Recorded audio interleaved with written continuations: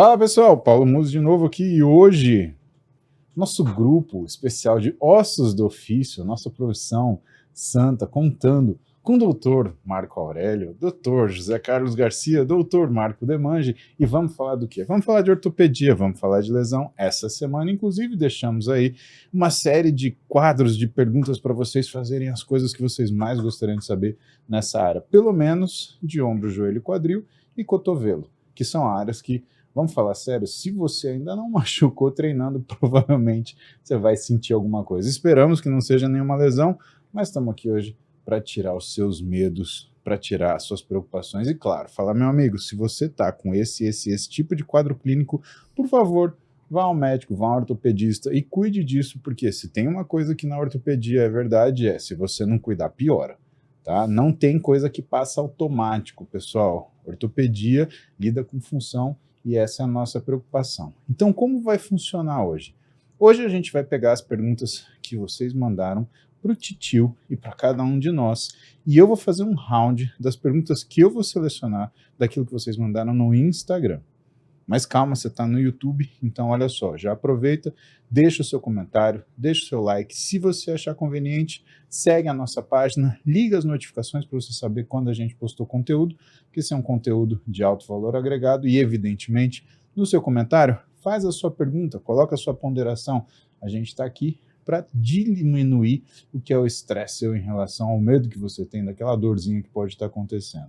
E aí a gente vai colher essas perguntas e tratar. Mas aqui, hoje, a gente começou pegando as do Instagram e depois, pessoal, a gente vai fazer um round das perguntas que cada um de nós achou mais importante e que se preocupa mais em esclarecer. Vai ser muito legal. Se você não está pronto, então já pega um pacote de pipoca ou sua proteína favorita, né? Pipoca de vez em quando pode, proteína sempre. Né? E presta atenção, que daqui a pouco a gente vai falar alguma coisa que tem relação a você. Senhores, muito boa noite. Demange. Boa noite. Professor José Carlos, professor Marco Aurélio. E aí?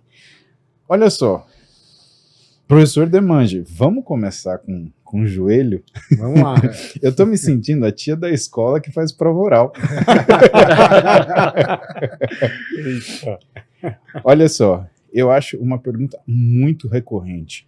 Abrão 21 pergunta: quais exercícios de musculação uma pessoa com LCA rompido pode fazer?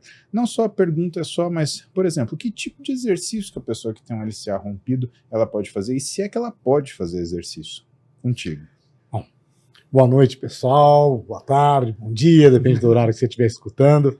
Mas vamos lá, essa pergunta é ótima. Por quê? Porque quem tem um LCA rompido pode fazer exercício. E pode fazer muito exercício. Aliás, é bom que o faça, principalmente se ele já saiu da fase que acabou de estourar. Então, eu vou responder essa pergunta não para quem está com o LCA rompido, que rompeu essa semana ou semana passada, mas para quem já tem um cruzado que rompeu e está conduzindo aí a vida, ou porque ainda vai operar, ou porque decidiu não operar, ou porque já rompeu mais de uma vez.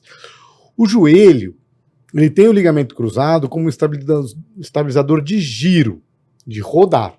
Então, toda vez que você vai fazer um exercício que não implique em girar, ou seja, não é um chute em algum lugar sobre aquela perna, não é um movimento de rotação rápida, você pode fazer muito bem com o LCA rompido. Então, vamos lá na musculação. O que é muito bom de fazer? Posterior da coxa. Se é uma cadeira flexora, excelente. Fazendo um agachamento adequadamente, excelente. Fazer leg press, muito bom. Conseguir ganhar força da musculatura posterior, anterior, glúteos, rotadores, vai inclusive ajudar a estabilizar uma articulação a despeito do ataque ao ligamento roto. Então, na grande maioria das vezes, a gente vai falar sobre cirurgia no cruzado, mas se você não operou, tem muito exercício que você pode fazer. E como é que fica a corrida? Como é que fica esses esportes mais dinâmicos? E o esporte mesmo, Demange? Por exemplo, o cara jogava futebol e machucou no futebol. Depois da fase aguda, dá para voltar no futebol? Como é que é? Então vamos lá. Alguns esportes, Paulo, não vai aumentar, o sujeito não vai ter um aumento do risco da lesão por ele. O sujeito pedalar a bicicleta, à vontade. Pode ir daqui até a cidade que ele quiser. Taubaté. Se ele for correr, se ele for correr em linha reta, não vai romper o cruzado. O problema é se ele for fazer uma corrida de aventura em trilha, que pula, pisa em lugar irregular. Por exemplo, esportes tem drible, aí é um problema. Ele tem que cortar para um lado, cortar para o outro. E aí o que se sabe é esporte que tem uma chance rápida de girar o joelho, ou que tem o que a gente chama de trauma eventual, aquele que você está fazendo um movimento e alguém pode esbarrar em você. Que é uma coisa do futebol, uma coisa do handebol, uma coisa do basquetebol. Esse sim tem uma chance do joelho girar rapidamente. E esse girar rapidamente com o cruzado é o que aumenta a chance de machucar o menisco, machucar a cartilagem, machucar uma outra estrutura. Quem tem o cruzado roto, correr em linha reta, não vai estragar o joelho. Não vai estragar. José, Marco, e aí? Satisfeitos? Não, plenamente de acordo. Plenamente. As pessoas têm muita percepção de que essa lesão é incapacitante por causa do quadro agudo, né?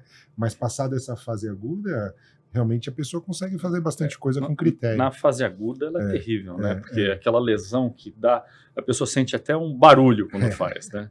Costumam falar isso, né? Sente um barulho e fica com o joelho inchado e tal, e acha que acabou, né? E daqui a pouco vai voltando para a atividade. Eu acho que é isso mesmo, não tem muito segredo, né? Bom que você acabou de falar, José, porque eu já passo para você. A Olha próxima. Só, agora o jogral chegou no José Carlos.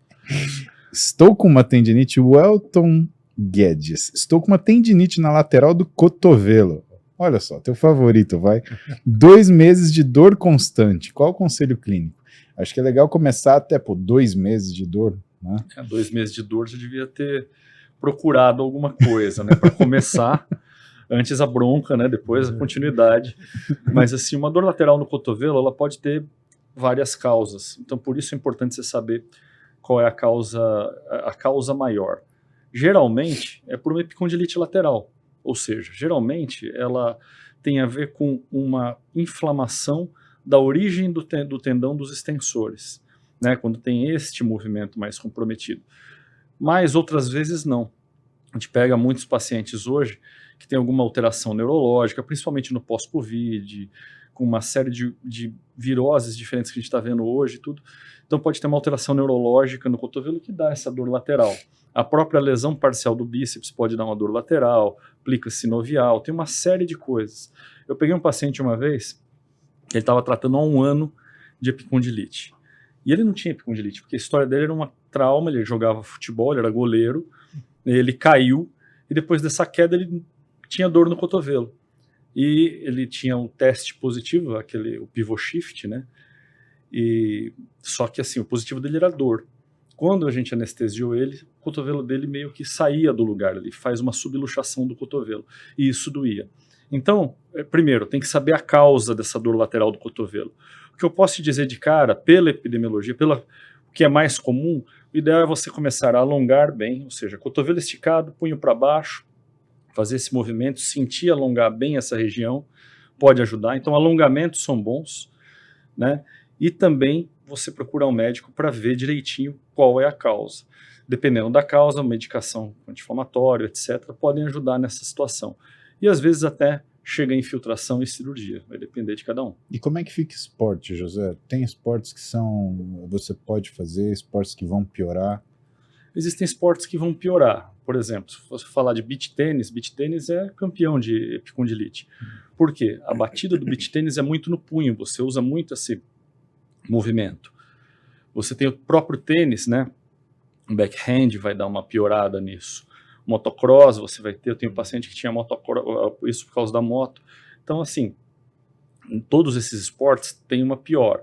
Agora, vou correr, vou fazer musculação. Quando eu faço musculação, eu não consigo fazer elevação lateral, que também é pior. Bom, ao invés de você fazer com a mão nesse sentido, faça com a mão nesse sentido. Ou seja, você tira dos extensores e coloca nos flexores. E aí você faz com que consiga fazer um movimento usando outro músculo. Essa é a ideia. Mas elevação lateral, geralmente na musculação, é o que mais sofre com a epicondilite. E tem algum exercício, alguma prática esportiva, algum esporte que teoricamente possa ajudar numa condição assim?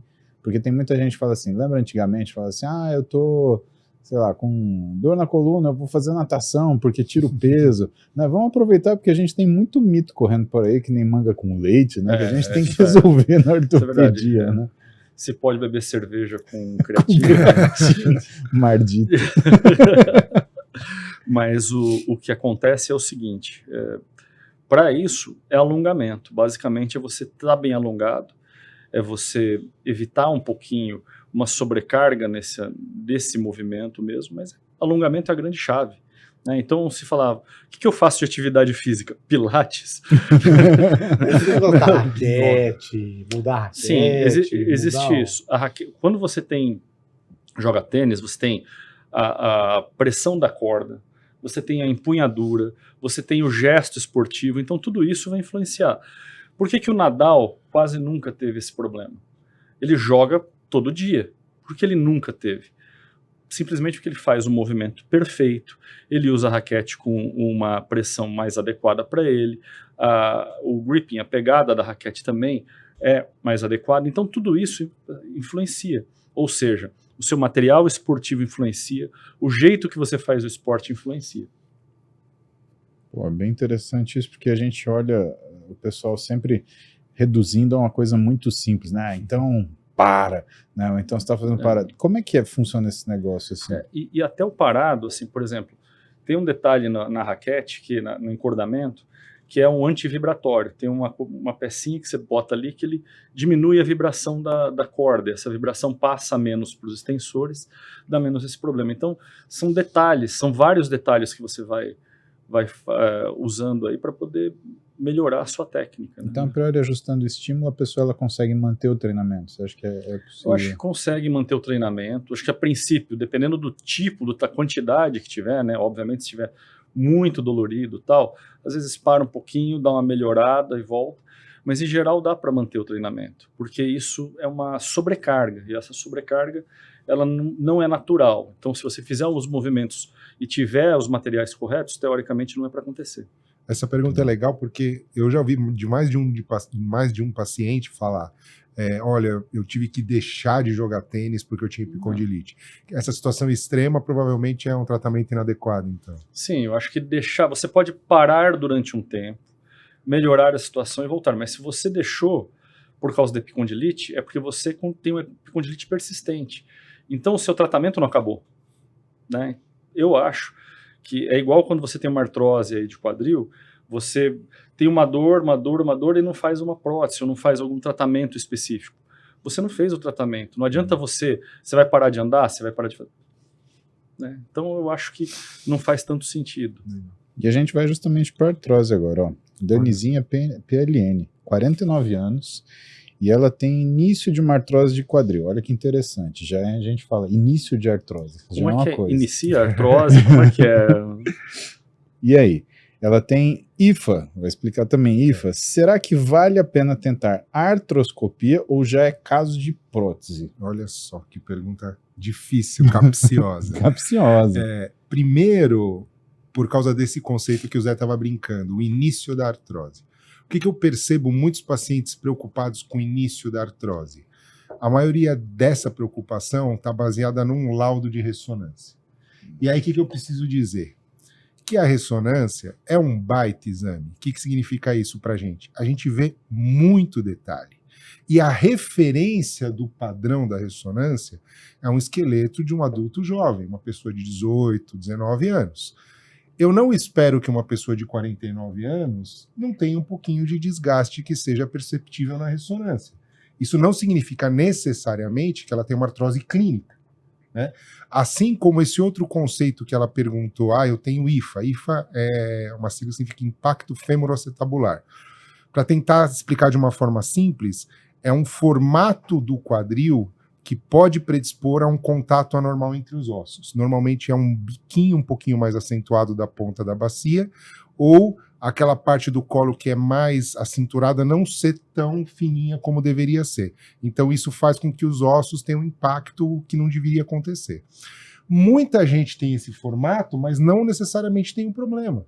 Por quê? Porque esse é um diagnóstico morfológico, é um diagnóstico de imagem, um diagnóstico que a gente avalia no formato da pessoa.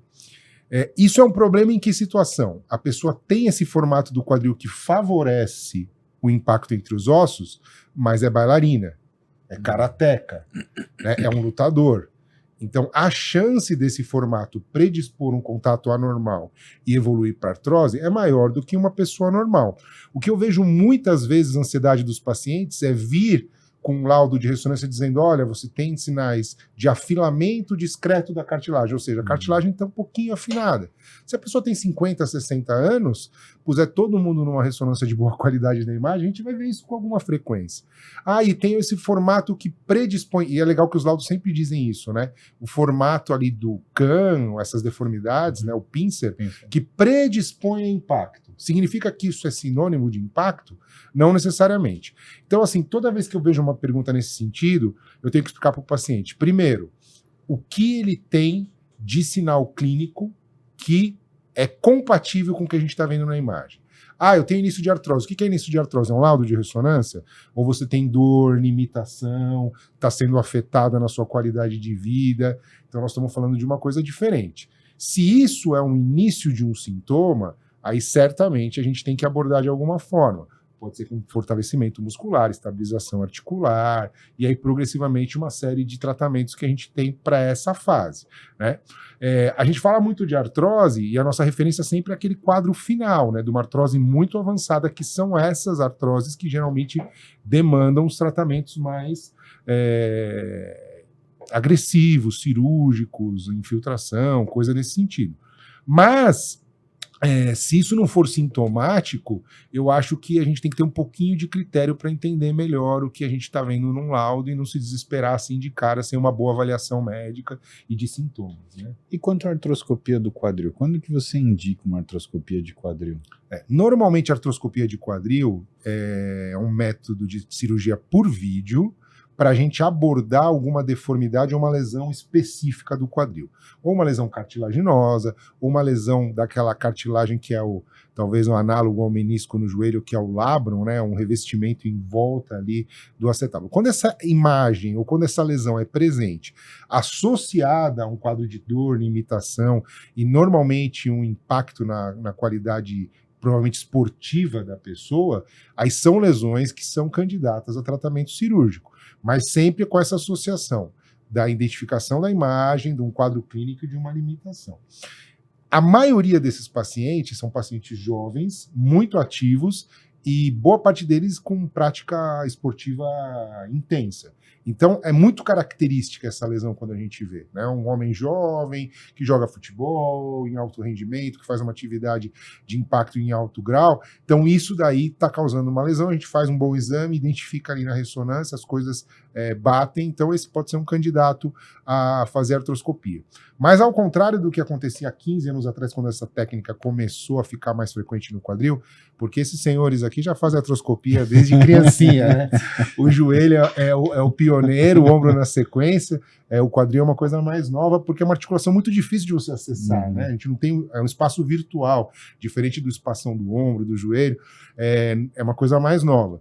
Lá atrás, a gente acreditava que seria uma solução para uma série de problemas, inclusive de artrose precoce. Hoje, com algum grau de maturidade da questão técnica, da evolução acadêmica, a gente sabe que são alguns casos bem específicos que têm bastante benefício com esse procedimento. Não é como a gente imaginava no passado, é um método totalmente preventivo e curativo dos desgastes, das artroses que a gente vê hoje. Você trouxe uma coisa interessante para a gente, que é a melhora do que é o nível diagnóstico. Eu lembro que quando eu estava na residência ainda tinha a classificação de Ficarle, e que era uma classificação radiográfica. E quando chegou a ressonância, ela mudou, virou um Ficarle 0, né, que era o sinal na ressonância. Estou falando certo? Verdade. Só faz 20 anos que eu não vejo esse negócio, é isso mesmo, Marcão. E diante disso, aí eu te pergunto, tem sido comum essa questão do paciente chegar com o diagnóstico pronto e assim, já como se fosse um estigma, assim, olha, eu tenho artrose. Isso é comum no seu consultório? E como que você dribla isso, né? O que é o ponto principal que você fala para a pessoa? Olha, calma, né? Vamos nos apoiar aqui. Eu acho que a gente ter acesso à informação é uma coisa extremamente positiva e benéfica, e eu incentivo os pacientes que se informem, que realmente entendam os seus problemas. Mas tem um aspecto negativo para quando você não tem um conhecimento técnico e quando isso se envolve você como pessoa, que é a sua percepção de que seu problema é muito grave. A gente tem a tendência de achar que as nossas coisas são mais graves do que as outras, né, das outras pessoas. Então, quando você lê um laudo de exame, você pesquisa isso no Google, a chance de você não entender exatamente o que isso quer dizer e não fazer a correlação diagnóstico clínica, né, de imagem com que aquilo representa do ponto de vista clínico é muito grande, porque essa é uma habilidade médica, né, é isso que a gente faz no dia a dia. Então, o que eu percebo com muita frequência são pacientes que têm a percepção de que alguma dor, isso é até interessante falar, na minha realidade de consultório, a principal causa das dores de quadril são dores inflamatórias. Mulher jovem, tendinite de glúteo, sobrecarga por atividade esportiva. É claro que a gente vai se referenciando do ponto de vista cirúrgico, então também chegam muitos casos que já sabem que tem artrose, que tem desgaste e tal. Mas de uma forma geral, o mais comum é ser um problema que não é tão grave. Só que as pessoas, quando fazem uma avaliação diagnóstica, entendem que tem um desgastezinho, uma lesão, ou pior ainda, uma imagem que não tem nada a ver com nada. Um cisto ósseo, um tumor benigno, e aí vira pânico, né? Então, eu acho Ainda que... mais quando está escrito tumor. Exatamente. Então, essa que eu acho que é a grande questão. As pessoas, elas têm que confiar a seus médicos essa percepção de que o diagnóstico é uma prerrogativa do médico e que a gente faz isso de uma forma muito responsável, né? Avaliando a história do paciente, tudo que ele está contando para a gente, o que a gente avalia nos exames e o que a gente examina ali na prática. Diante disso, boa parte desses casos eu falo, olha, você não precisa se preocupar, isso não caracteriza aí um sinal de uma artrose que está te dando sintoma, e o que você tem que fazer é justamente o oposto do que você está pensando. Você vai fazer atividade, você vai melhorar a condição da sua mobilidade, você vai ganhar força muscular, justamente para que isso não progrida e que não seja um problema maior para o seu futuro e para a sua vida. José, você falou assim, principalmente que está escrito tumor. Aí eu tenho uma pergunta para você e para o Demange. Quantos pacientes você atende que vem com dor por conta do exame? A pessoa não tinha nada, fiz exame aí que eu estava sentindo incômodo, aí de repente virou dor. Não é só dor. Eu acho que uma coisa interessante no ombro é que o ombro, em alguns momentos, pode estalar. Né? E o estalido também é muito engraçado, porque o paciente vem e fala, tá estalando o meu ombro. Aí quase que eu faço assim, o meu também.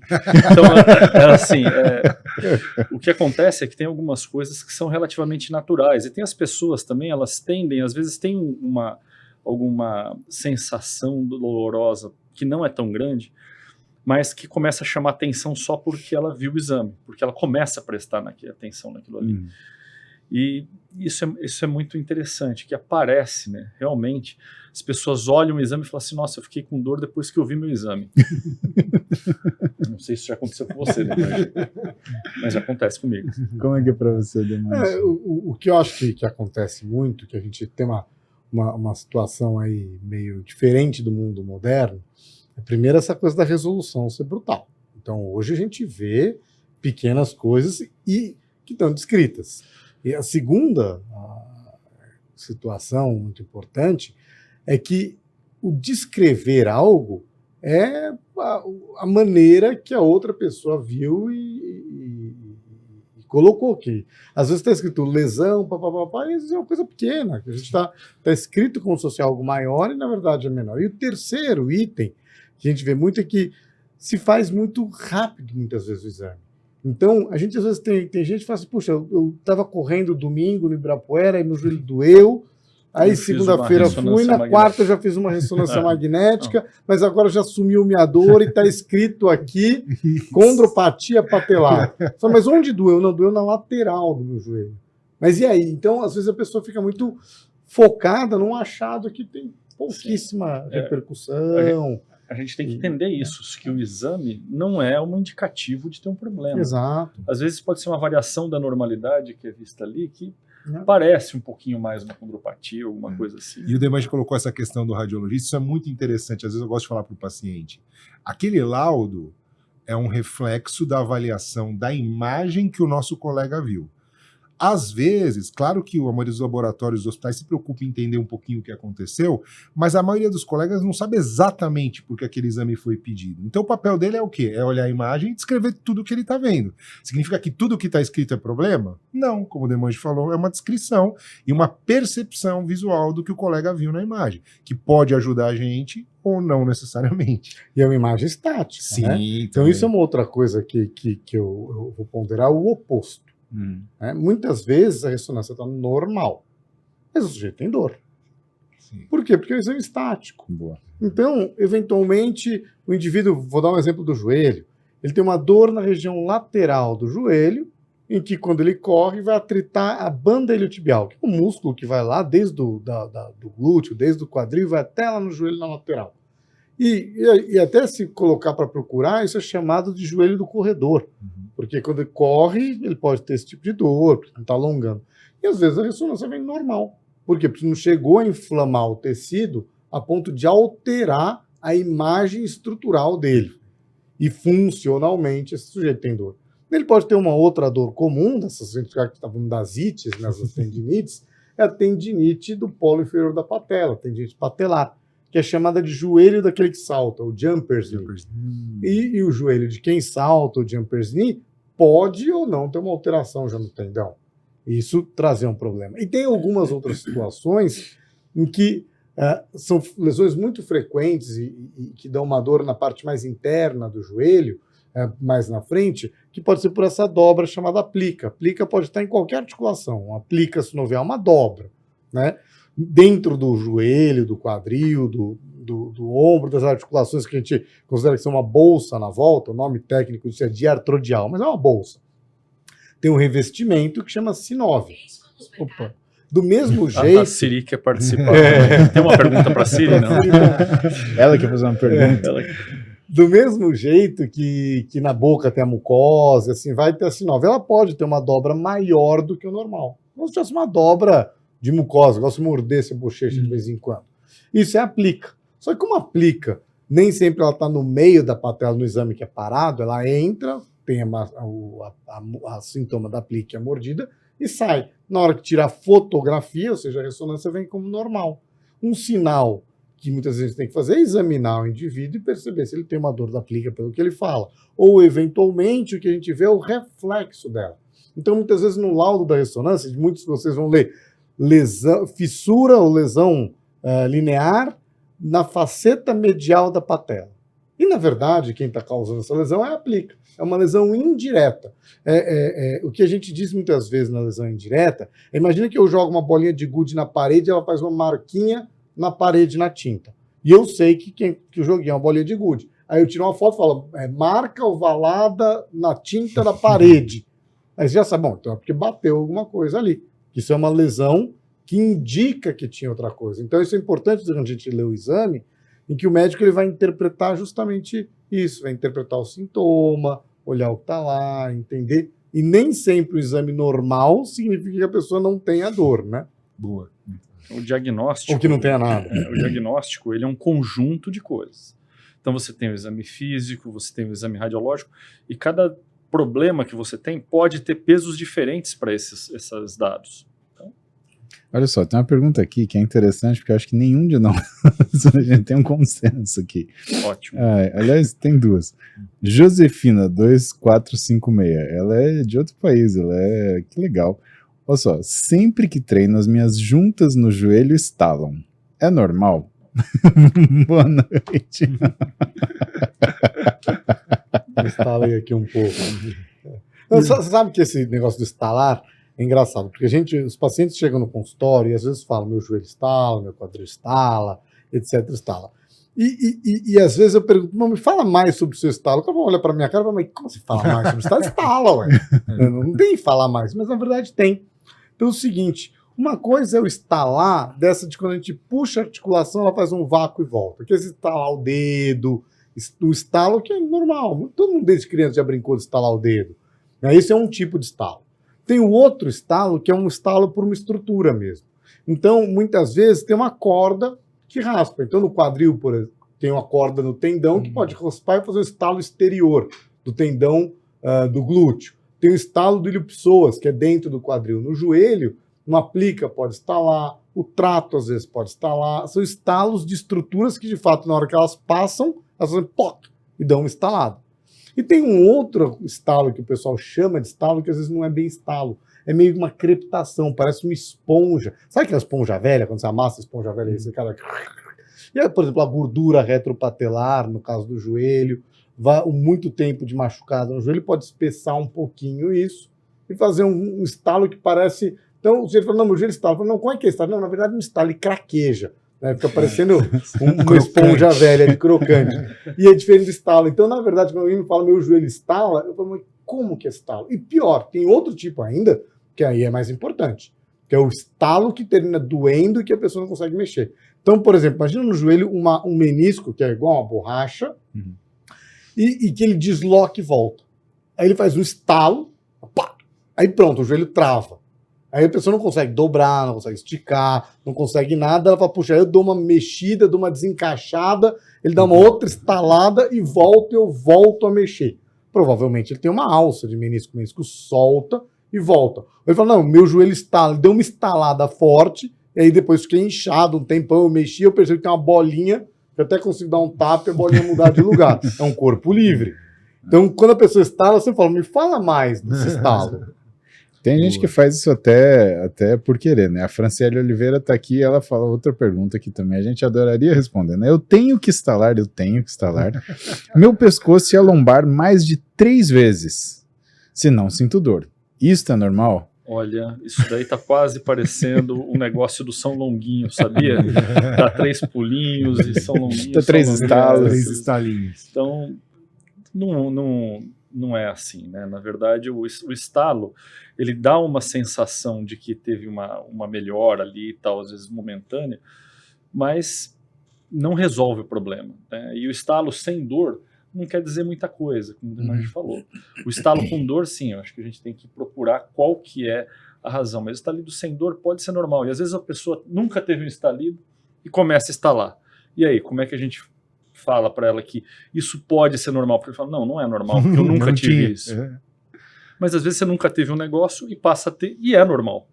Então, é isso. Eu vou fazer uma frase clássica aqui da minha sogra. Olha, genial. Agora é homenagem. Agora que eu operei minha sogra. Próximos 2 meses tentou. Ela tá boa, mas ela tá bem, tá feliz. Ela tá bem. Não, na véspera da cirurgia, minha esposa perguntou, você gosta mesmo da minha mãe? Mas vamos lá, ela tem uma frase clássica dela, que ela fala assim, ó, é normal isso daí? Eu não sei, mas não é normal. Se você não sabe, mas você sabe que não é normal. Exatamente esse negócio do estalo, né? Não é normal esse estalo? Não é normal. Eu não sei, mas não é normal. Não é. Mas sabe por que também isso é muito, muito polêmico?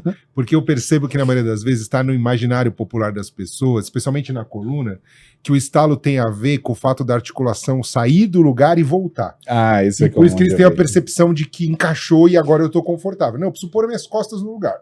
Nossa, isso é verdade. E a gente sempre fica aqui meio quietinho, né? Porque às vezes é mais trabalhoso explicar que a articulação sair do lugar quase sempre é uma coisa bem complicada, né? Bem grave. A articulação é uma simples luxação. Explica uma luxação pra gente. Explica uma luxação. Tinha uma luxação no quadril. Esse é um clássico do futebol brasileiro, né? Foi uma simples luxação aí, já tá de volta ao jogo. Luxação é o nome que a gente dá para quando uma articulação ela sai do lugar. Então é uma lesão grave, é uma lesão, na maioria das vezes, traumática, né? Que no ombro, talvez, por ser uma articulação instável, o mais comum, né? O ombro, uma articulação, quando ela sai do lugar, ela absolutamente, na hora, perde a função. Então ela precisa ser recolocada no lugar, e de preferência por um profissional habilitado, né? Não por um aventureiro, para que ela tenha esse retorno à função sem nenhuma consequência maior. Né? Então a luxação, esse desencaixe, ela não é uma coisa simples. As articulações da coluna, as vértebras, elas não vivem desencaixando e se reencaixando no lugar, mas essa percepção que as pessoas têm às vezes dá essa sensação de que o estalo pode ser saudável, pode ser, né, revigorante, gostoso, uma sensação de encaixe, né? Que vira um costume, né, cara? Acho que a pessoa acostuma com aquilo, né? Esse que você falou do pessoal falar, recoloquei no lugar, de vez em quando o pessoal conta isso. Lá, doutor, eu tava com meu quadril desencaixado por 1 ano. Aí eu voltei e me encaixaram de novo o quadril no lugar. Talvez esse tal seja alguma coisa muscular que mexe ali, mas com certeza não estava desencaixado. Não estava desencaixado. Assim, como isso que você falou é uma verdade. A função acaba na hora. Ó, vamos falar um pouquinho de medicação e ortopedia. ZZ, _ Ricardo, _ ZZ. ZZ Ricardo ZZ. Tenho condromalácia patelar. Você poderia me indicar algum remédio ou algo para melhorar? Tenho 21 anos. Eu acho que ele está querendo saber daquelas medicações que o pessoal trazia dos Estados Unidos, Osteobiflex, que hoje a gente tem no Brasil, Movability, né, que é para quando você tem dores assim associadas a questões inflamatórias ou às vezes impacto. Comenta um pouquinho para a gente, Demange. Sabe que hoje em dia tem vários nutracêuticos, suplementos, fitoterápicos que ajudam desde pequenas inflamações, machucados pequenos na cartilagem articular, machucados maiores, controle na dor na artrose, né?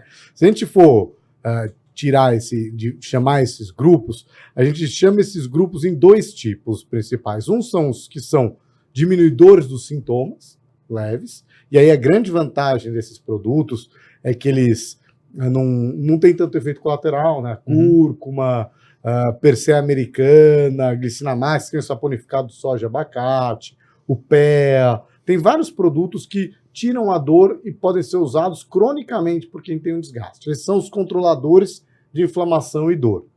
E o outro tipo de produto é o que a gente considera que são os diminuidores de velocidade da progressão da artrose, né? Então, nenhum deles modifica a doença, não tem nenhum produto modificador da doença, mas que fazem diminuir um pouco o ritmo do desgaste.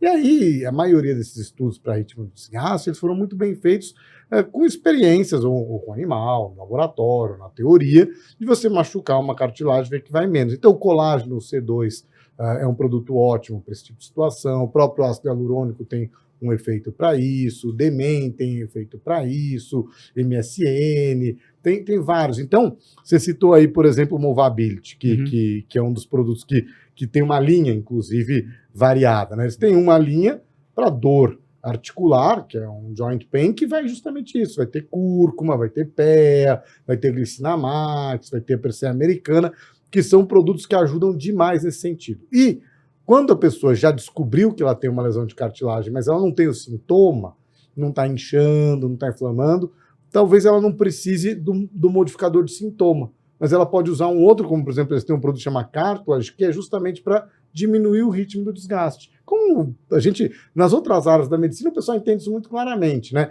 Passar um hidratante na pele para diminuir o ritmo de enrugar e envelhecer o colágeno, fazer algum tipo de proteção adicional nesse sentido, está muito bem entendido. Então, eu acho fenomenal, sabe? Eu acho que ajuda, eu acho que é muito útil. E aí, é muito interessante, porque a gente fala isso às vezes num congresso, em algum lugar, alguém levanta a mão e fala assim, mas não tem um estudo gigantesco, randomizado, que prove isso melhorar. Assim como não tem um estudo que usa hidratante metade do rosto não, espera 20 anos e vê se metade do rosto fica velho e metade do rosto fica bom, né? Tem tanta variável, né, que aí a pergunta é por que não? E se o sujeito já tem uma lesão de cartilagem, ele geneticamente já tem isso, tem gente que às vezes chega para mim e fala assim, doutor, eu tenho... Você me operou agora o joelho, eu fiz uma prótese no joelho direito, eu preciso continuar tomando esse nutracêutico que você me passou? Alguma coisa? Eu falo, precisa. Você tem um pouco de artrose no outro joelho. Sua genética já te mostrou que você tem isso. Você tem um pouquinho de artrose na mão. O fato de eu ter curado um joelho não eliminou toda a genética do resto do corpo. Então, a maioria desses remédios, seja o joint pain para quem tem artrose em vários lugares, ou um cartilage, por exemplo, é para tomar a vida toda, praticamente, né? E eu acho eles extremamente úteis nesse sentido. Essa ideia que a gente tenta falar, né, que a questão da uma doença que é localizada numa cartilagem, ela na verdade ser uma manifestação local de uma condição sistêmica, e que às vezes as pessoas elas têm um pouquinho de dificuldade em entender isso, né?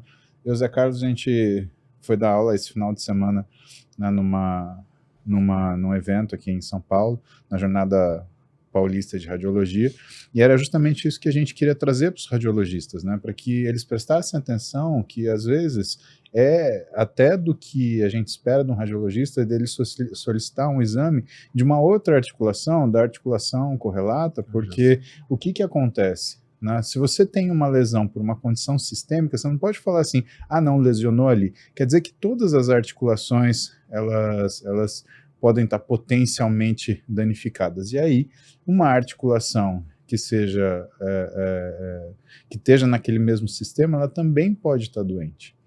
E aí a gente vai para você, que essa pergunta é bacana. E é uma pergunta que, José, é meio brabinha aqui, porque... Opa, vamos ver então. Olha só, SLAP após ruptura de ligamento, não cirúrgico. Ruptura de ligamento? O que fazer para melhorar? Pois é, assim... SLAP após ruptura de ligamento e não cirúrgico. E não cirúrgico. E eu acho que tem essas coisas que a gente precisa colocar em pratos limpos. SLAP. O que é um SLAP, primeiro, José que é um SLAP? Carlos Garcia? O cara que descobriu o SLAP chama Snyder. Eu vi ele dando uma aula muito interessante uma vez na academia americana. É bom, achei que chamava Slapper. Slapper. É o SLAP mesmo. Mas ele descobriu, né, uma lesão que é uma puxada ali da origem do bíceps no labrum, que é um espessamento fibroso que tem da articulação, que aumenta o tamanho da articulação, etc. E ele falou assim, estamos vivendo uma epidemia de SLAP. O que significa isso? Está se diagnosticando mais do que existe na verdade. E por que está se diagnosticando mais? Porque com o tempo, ali onde insere o bíceps, a natureza vai deixando aquela área um pouquinho mais frouxa, vamos dizer assim, e você pode ter algum nível de descolamento que não é patológico, que vem com a idade, que vem com a pessoa. Então, estava se diagnosticando SLAP, que foi uma doença que era diagnosticada em pitchers de beisebol das senhoras de 70 anos. E aí, operavam essas senhoras, elas diminuíam o movimento porque era uma adaptação natural para a idade dela. Então, tem que tomar muito cuidado com o que você vê no exame, que a gente tinha falado antes. Então, SLAP num arremessador faz todo o sentido. Um lutador de jiu-jitsu que leva golpes em rotação externa faz todo o sentido. Mas SLAP em quem faz musculação não faz tanto sentido. Porque vai atrapalhar em alguma coisa especificamente e não necessariamente no cirúrgico. Primeira coisa. Segunda coisa, lesão de ligamento. Ok, mas uma lesão de ligamento anterior também não faz muito sentido para a gente. Mas uma lesão de ligamento inferior, o ombro sai do lugar. Então, que ligamento está lesado? Volta-se de novo. Cuidado com o que você vê no seu exame de ressonância. O exame ele detecta coisas, está escrito uma série de coisas ali, mas não necessariamente essas coisas são verdade. Tem uma coisa no ombro que é interessante, chama-se complexo de Buford. Nossa, que nome esquisito e tal. O que é isso? É exatamente a origem, esse labrum, em algumas pessoas, ele é formado de uma forma diferente, ou seja, ele não corre rente ao osso, ele corre um pouquinho mais lateral, e as pessoas antigamente, muitas, diagnosticavam isso como uma lesão desse labrum, e operavam isso. E o que acontecia? A pessoa ficava com o ombro duro. Então, assim, a pessoa tinha um ombro normal, com pouca dor, mas saiu no exame isso, falava, vamos operar. Operava e ficava ruim. Então, tem que tomar muito cuidado. Né? Então, não é porque está escrito lesão ligamentar que tem que sair operando, não é porque está escrito que tem um SLAP, que é essa soltura ali na origem do bíceps que tem que operar. Né? Você tem que ter muito critério, o médico ele tem que entender os critérios. Então, cuidado com o que você lê, cuidado com o Dr. Google, porque às vezes você coloca no Dr. Google e o que vem ali não é o que realmente precisa ser feito, precisa ter critério. Né? Como eu falei, o próprio Snyder que descobriu o SLAP virou e falou, estamos vivendo uma epidemia de SLAP, por causa disso tal. E foi uma explicação muito interessante, porque era uma época ainda, isso foi em 2013 que eu vi essa aula, que estava explodindo esse negócio de SLAP em tudo quanto é ressonância. Hoje até o radiologista que lê a ressonância magnética e faz o laudo, ele toma um pouquinho mais de cuidado com isso. Sabe que você falou uma coisa muito boa e interessante quando você citou o lutador do jiu-jitsu, diferentemente do arremessador do beisebol, e que me lembrou uma situação muito importante da gente colocar. O exame de imagem, a fotografia, etc., ele vê eventualmente uma lesão, mas ele não vê a causa. Ele não vê o que fez a lesão. Né? Quando eu dei aquele exemplo da bolinha de gude jogando na parede, você me fala, o ombro pode estar causando, etc. e tal. A gente tem no exame de imagem uma ideia do que se estragou, da lesão, do que inflamou. Mas o que veio trazer essa lesão, muitas vezes é fundamental, importante que se analise a mecânica do movimento, o que a pessoa fez. Porque, para mim, uma pessoa que chega e fala assim, vamos dar um exemplo, você deu o exemplo do slap, eu posso dar um exemplo de uma lesão meniscal ou qualquer coisa que seja. Além de tratar, quando precisa tratar o problema, seja ele com cirurgia, sem cirurgia, eventualmente conscientizar a pessoa do que causou a lesão. Porque se é uma lesão que ela falou, não, eu tropecei, caí com o braço, machuquei meu ombro, machucou, não, tudo bem, só não cai de novo, né? Uma coisa que é menos problema. Mas se a pessoa está um arremessador do beisebol, ele está arremessando de um jeito que vai ficar cronicamente machucando. Aí ele machucou. Ele chega para você e fala, puxa, isso daí é para você arremessa, vai beisebol e tal. Você vai lá e opera. Ele voltar a fazer exatamente o que ele fez, conseguiu machucar um negócio 0 km, talvez ele não tira a causa, né? E vai continuar lesionando. Então é muito importante que as pessoas tenham a percepção de que quando a gente vê a fotografia, uma parte da nossa atividade também, e por isso que a gente fica perguntando tudo isso, investigando, é tentar entender por que aquilo aconteceu. Né? Muita gente, o pessoal chega e manda uma foto e fala, doutor, o que eu faço? Está escrito aqui, ó, machucado tal. Como eu trato? Fala, bom, depende, como é que ele aconteceu. Não, por que você precisa saber como que aconteceu para definir como você trata? Fala, então, você tem que mudar o jeito que você está fazendo as coisas, não é só tratar e acabou. Né? Isso é uma coisa que você falou, que a gente vive muito hoje. Né? Hoje a medicina ela depende do exame. Como assim? Você vai operar alguma coisa, você tem que ter um exame. E às vezes você tem que operar uma coisa que no exame não dá nada positivo. E aí, como é que faz? Como é que você vai justificar isso? Às vezes fica muito complicado, porque a gente vive hoje na geração dos exames, onde o exame e a imagem às vezes é mais importante do que o exame físico. E a gente veio de uma outra geração onde o exame físico valia muito. Uhum. Eu lembro que um professor meu, que é do comecinho da clínica médica, ainda mais na escola, que a clínica era... Né, soberana e tal, ele falava exatamente isso, que o exame clínico é igual você saber usar um violino, você tem que saber direitinho quais são as cordas, onde está todas as entonações direito, para você não errar. Então o exame clínico era muito importante, a gente vem dessa geração, e a gente tem que continuar fazendo isso daí. Hoje o exame clínico está mudando? Tá, você tem muito mais tecnologia associada, você tem muito mais coisa, mas ele tem a validade dele. E às vezes, com mais tecnologia que você tenha, você não vai chegar num diagnóstico preciso se você não fizer só um exame clínico.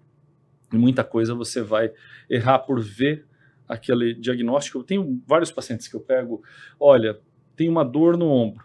E aí eu olho o exame de ressonância dele e falo, olha, você tem isso. Aí eu examino ele e falo assim, esquece tudo que eu falei, tá tudo errado. Você tem isso daqui, mas você não sente dor aqui. A sua dor é em outro lugar. Sabe que esse negócio de ser uma imagem estática, ter que examinar, a gente ainda no joelho, apesar de muita gente falar de ressonância do joelho, tá ótimo, etc., tem várias situações que a gente não faz o diagnóstico no exame. A gente só faz o diagnóstico colocando a mão mesmo. Tem um ligamento no joelho que chama ligamento cruzado posterior. E às vezes ele machuca e cicatriza esticado, fica alongado. Tem uma cicatrização alongada do ligamento. Você tira uma foto, parece que está normal. Às vezes tem um indivíduo que fez uma cirurgia qualquer, foi lá uma reconstrução do ligamento cruzado anterior. E durante a reabilitação, ou por qualquer motivo, aquilo se afrouxou. E ele tem um ligamento que é frouxo e não segura o joelho. Ele vem no laudo, o ligamento íntegro, é verdade. Eu até brinco com os pacientes que se eu pegar uma bermuda e estourar o elástico, eu posso falar, ó, o elástico está estourado. Agora, se o elástico estiver inteiro e eu esgarçar e tirar uma foto, muitas vezes eu vou falar elástico inteiro. Uhum. Agora, pode ser que você perceba que ele está esgarçado, porque é um elástico que esgarçou e se abriu. Aí ele pode falar, ó, ligamento com aspectos e sinais alterados, alargado, mas às vezes ele está só frouxo e parece que está normal, está o tamanho errado. Fez um elástico maior que devia, não vai segurar, Excelente ou exemplo. soltou o tempo, ou deu uma esgarçada, mas quando ele cicatrizou ficou parecendo normal. Então a gente tem outra área muito comum disso acontecer. Tem uma Antes área... no ligamento, eu queria que você falasse uma coisa, porque tem uma coisa que, é minha opinião, eu queria que você falasse. Quando eu vejo no exame de ressonância que traz assim, ligamento cruzado anterior parcialmente lesionado, mas ele tem um Lachman, ou seja, o joelho translada, não dá para duvidar dessa lesão, ele está completamente lesionado e está, na verdade, só esgarçado. Então, meu ponto de vista a lesão parcial é uma lesão completa. É que o parcial pode ir de 1% a 99%, né? Quando você fala isso radiologista, eu até brinco e falo, mas por que você chama essa lesão de parcial? Eu volto lá e falo, não, porque tem aqui algumas fibras Isso. da região aqui dessa banda. O pessoal, bom, mas tá de brincadeira, né? 98%, você escreveu 98% roto. E ele fala, não, mas tinha uma frase aqui embaixo que ele põe uma observação, correlacionar a suficiência com os dados clínicos. Mas essa foi só salvaguarda que só nos atrapalha muitas vezes com isso, né? A gente tem algumas lesões, eu tenho isso com uma certa frequência, por exemplo, a lesão meniscal da borda do menisco, né? Imagina que esse celular ele tinha que estar grudado na mesa. A cola está grudado, mas quando tem um menisco está grudado. Clinicamente, a gente vê que o sujeito tem dor naquela região, tem a borda de baixo e de cima, parece que está brilhando, está um pouco estranha, só que ele diz, não, o menisco está no lugar. Só que muitas vezes você chega na cirurgia, ele está descolando. Ele fala, mas não dava para ver. Se eu tirar uma foto desse celular aqui e falar, ele está grudado ou desgrudado, talvez você não perceba. Né? E aí a gente, na cirurgia, mais do que a história clínica fala antes, mais o examinar, que vai perceber na hora que ele, na verdade, estava solto. Isso acontece. Voltando para a história do ligamento, uma outra coisa que é importante quando a gente fala que o ligamento, se ele está inteiro, se ele não está, e quando ele está suficiente, e ainda mais no cruzado anterior, o ligamento cruzado anterior, ele parece uma trança. Né? Na verdade, são duas bandas bem enroladas. E quando a gente pega o colágeno, se a gente fosse lá olhar na microscopia do colágeno, ele parece mesmo uma trança, são várias hélices enroladas. Eu lembro muito aquele elástico que usa para prender coisa na bicicleta, sabe? Que é todo trançado. Sim. Né? Se você imagina que você esgarça aquilo e perde essa capacidade dele ter elasticidade, sabe quando a gente pegava aquele elástico e estragava? O ligamento pode acontecer isso. Então, uma lesão parcial em que ele se abre e coisa ele funcionalmente talvez já seja perdido, né? Porque aí ele tá ali o elástico, mas ele não vai segurar, né?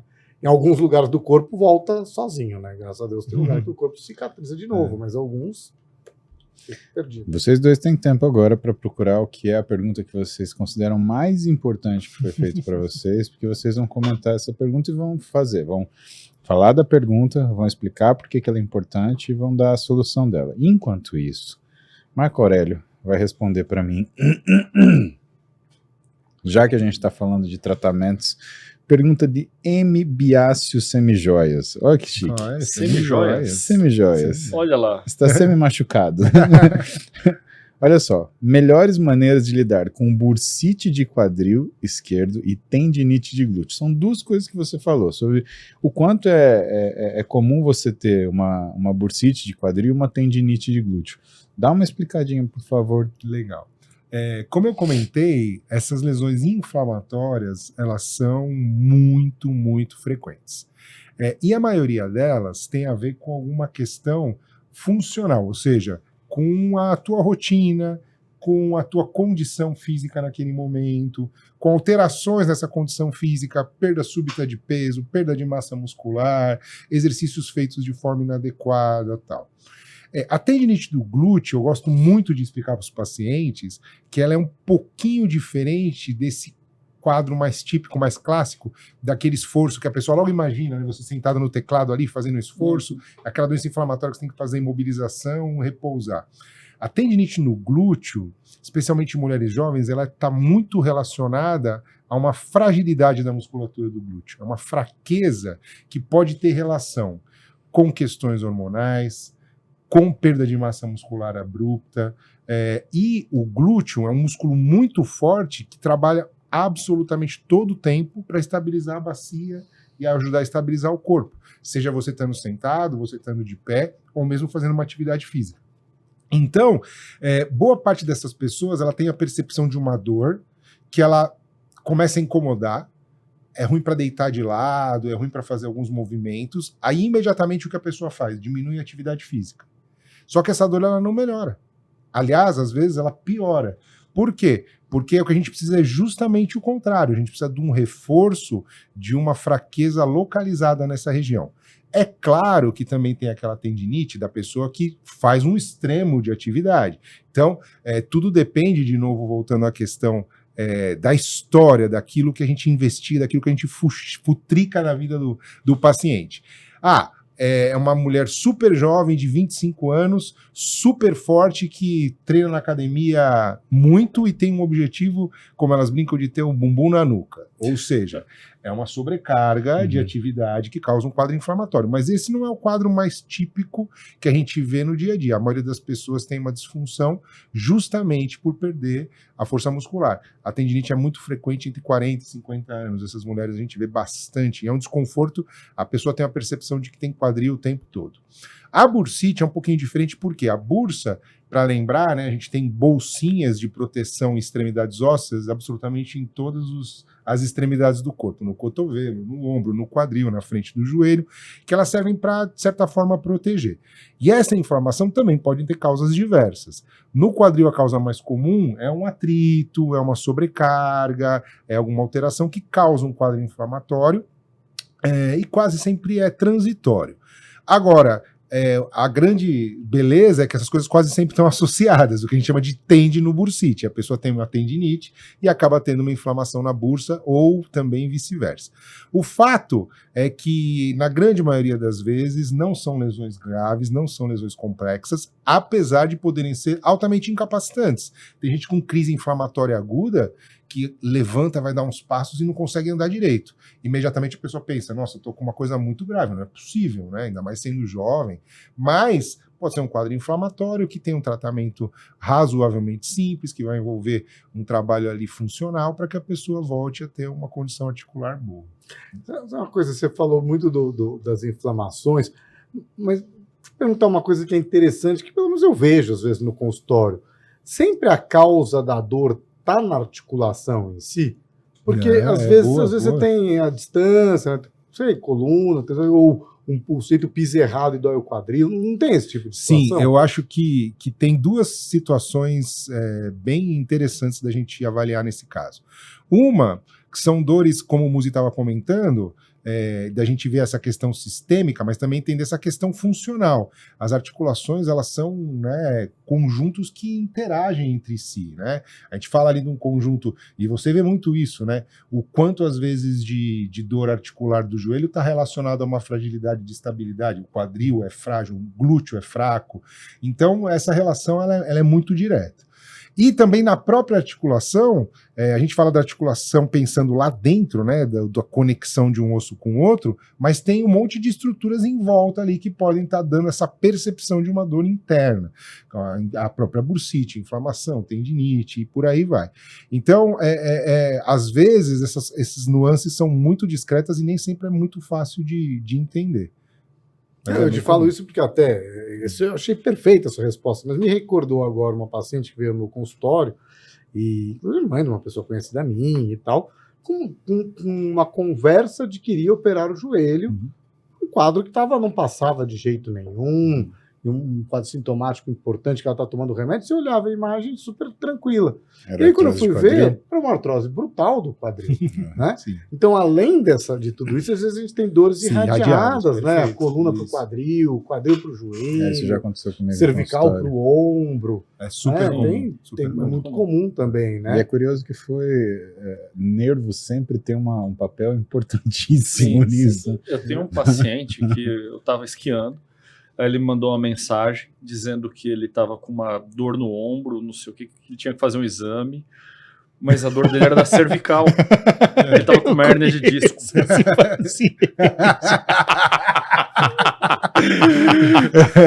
Não, eu te mandei, ó. Já que você distorceu a história, hein? Já que você quer lavar roupa suja em público, tá bom. Eu te mandei falando assim, Zé. Eu não falei nada. É pra ter. Não, deixa. Olha só, mas é importante.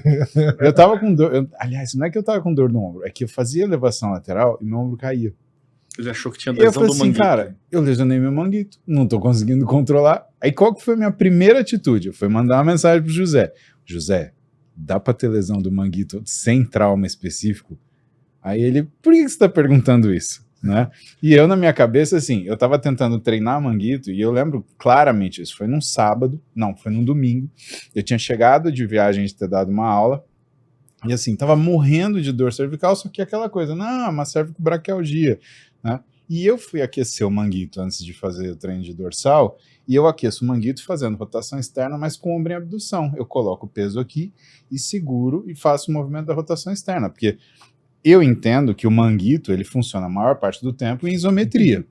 Logo, faz sentido você manter em isometria o ombro para você usar o manguito usando mais do que a força dele. Só que toda vez que eu ia fazer a rotação externa, pum, caía. Eu falei, ô, tem alguma coisa errada.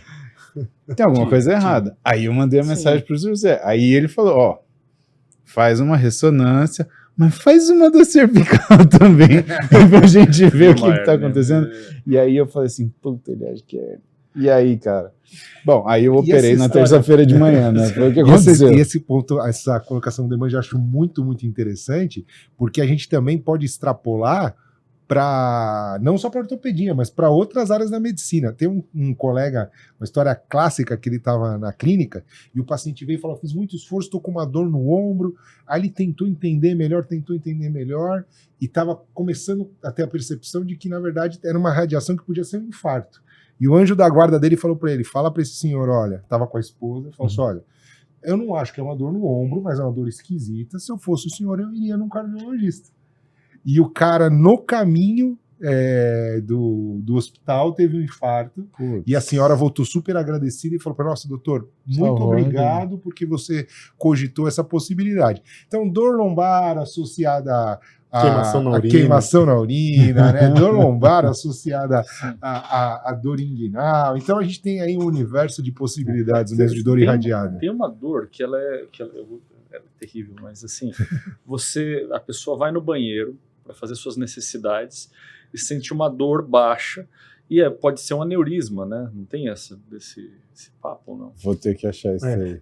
Mas isso a gente... É engraçado, tem algumas dores na medicina que a gente fala que são as dores que são bandeira vermelha, né? Red flags.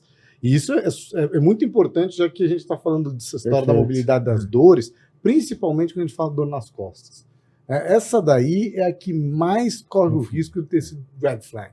A gente brinca, etc., mas assim, uma dor nas costas pode ser uma dor no rim, pode ser uma pancreatite, pode ser uma apendicite retrocecal, pode ser outras coisas, pode ser uma metástase, pode ser um monte de coisa. Nem pense nisso, senão todo mundo vai ficar preocupado a gente falar isso, porque a grande maioria das vezes a dor nas costas não é nada. Mas isso foi uma discussão muito grande que se teve no passado em relação a quem deve fazer o diagnóstico. Né? Porque muitas vezes o sujeito fala assim: não, eu tenho uma dor nas costas, eu vou primeiro um massagista, depois fazer um shiatsu, depois, se não der, eu faço alguma outra coisa alternativa, e assim vai.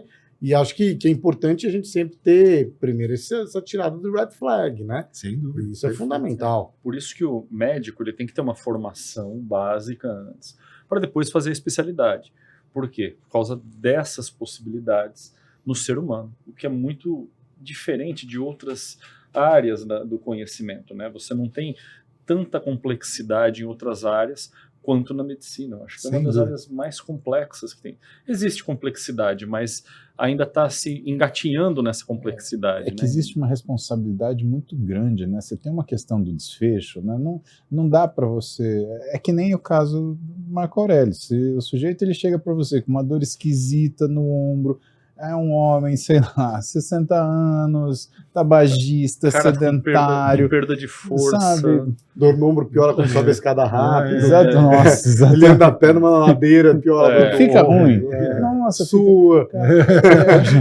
Eu acho que são coisas que, sabe, é verdade. Tanto que eu falo dos meninos, por causa do Interligas lá, eu falo, todo mundo começa, eu quero fazer ortopedia como você, como o Zé Carlos, né, como Demange, Marco Aurélio. Cara, calma. Que ano você tá? Tô no terceiro ano, tô começando meu ciclo clínico. Aprende medicina. Quando você aprender medicina, aí escolhe sua especialidade. Se possível, escolhe um dia antes de você fazer a prova de residência. Porque aí você passou pelo ciclo inteiro.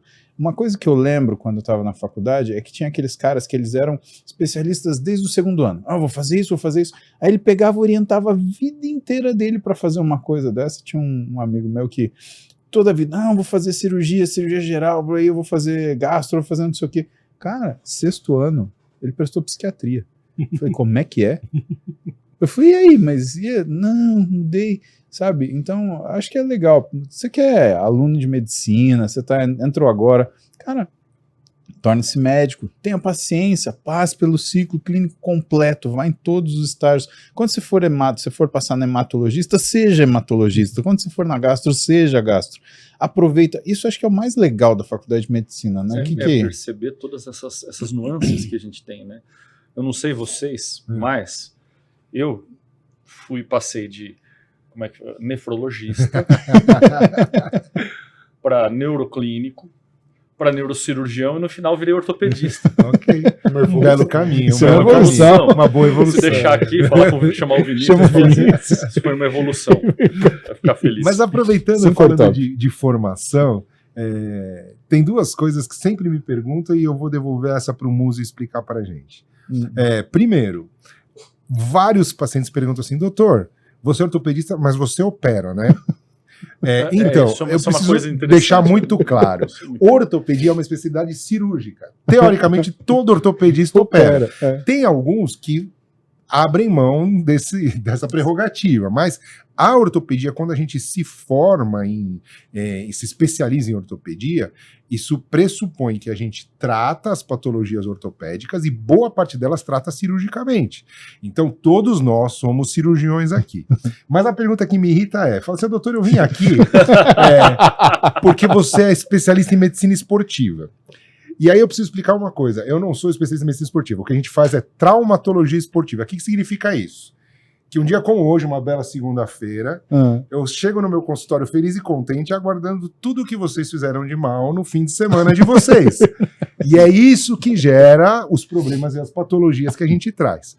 O especialista em medicina esportiva, que é o caso do nosso... Hoje, como é que é? Os dois, né?